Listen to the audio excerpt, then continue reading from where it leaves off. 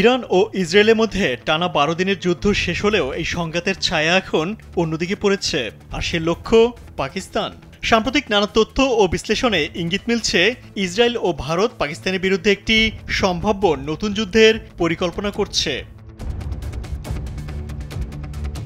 ২০২৫ সালের মে মাসে পাকিস্তানের কাছে একটি বড় কূটনৈতিক বা সামরিক পরাজয়ের পর ভারত নতুন করে ইসরায়েল সহ বহু পশ্চিমা দেশ থেকে গোপনে বিপুল অস্ত্র সংগ্রহ করছে। এসব পদক্ষেপ স্পষ্ট করে যে ভারত ও ইসরায়েল এখন একত্রে পাকিস্তানের বিরুদ্ধে ভবিষ্যতের জন্য প্রস্তুতি নিচ্ছে। এই নতুন হুমকি শুধু কথার কথা নয়, এটি এখন বাস্তবতায় রূপ নিচ্ছে বলে মনে করেন পাকিস্তানের জ্যেষ্ঠ সাংবাদিক ও কলামিস্ট হামিদ মীর। জিও নিউজের এক প্রতিবেদনে এ মন্তব্য করেন তিনি। এখন ভারতের অনেক প্রতিষ্ঠান ইসরায়েলের সহযোগিতায় পাকিস্তানের বিরুদ্ধে প্রতিশোধ নিতে মরিয়া হয়ে উঠেছে।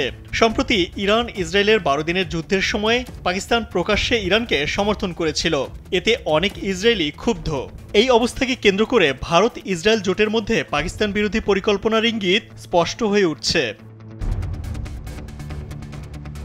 যুদ্ধ চলাকালে ১৮ জুন ইসরায়েলি ভূরাজনীতিবিদ ও সাবেক প্রতিরক্ষা উপমন্ত্রী মেইর মাসরি সোশ্যাল মিডিয়া এক্সে আরবি ভাষায় লেখেন, ইরানে হামলার পর আমরা পাকিস্তানের পারমাণবিক কর্মসূচি ধ্বংস করার চেষ্টা করতে পারি। তার এই বক্তব্য পাকিস্তানিদের মধ্যে উদ্বেগ সৃষ্টি করে।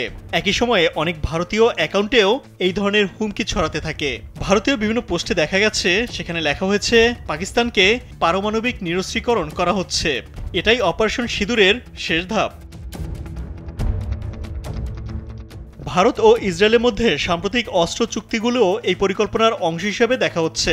ইসরায়েলে বেশ কয়েকটি অস্ত্র প্রস্তুতকারী কোম্পানি ভারতে কারখানা খুলেছে। শুধু ক্ষেপণাস্ত্র নয়, তারা ভারতে ড্রোনও তৈরি করছে। ২০১৮ সালে ভারতের আদানি গ্রুপ ও ইসরায়েলের এলবিট সিস্টেম একসঙ্গে মিলে হায়দ্রাবাদে একটি কারখানা গড়ে তোলে। সেখানে হারমিস 900 নামের সামরিক ড্রোন তৈরি হয়। মোদি এখন ইসরায়েলের সহযোগিতায় পাকিস্তানে হামলার পরিকল্পনা করছেন, কারণ তিনি কাশ্মীরকে আরেকটি গাজা বানাতে চান। ২০২৫ সালের অক্টোবরে বিহার নির্বাচনের আগে নরেন্দ্র মোদি পাকিস্তানের বিরুদ্ধে জয় দেখাতে চান। ভারত ও ইসরায়েল যৌথ পরিকল্পনায় আগামী অক্টোবরে পাকিস্তানে হামলা চালাতে পারে বলে দাবি করছেন কলামিস্ট হামিদ মীর।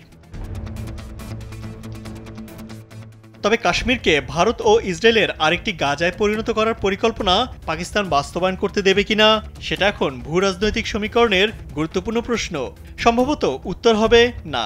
আর যদি সেটাই হয়, তাহলে ত্রিদেশীয় সম্ভাব্য সংঘাত দক্ষিণ এশিয়ায় যে ভয়াবহতা তৈরি করবে তা সহজেই অনুমান করা যায়। ইমতিয়াজ আহমেদ, কালবেলা।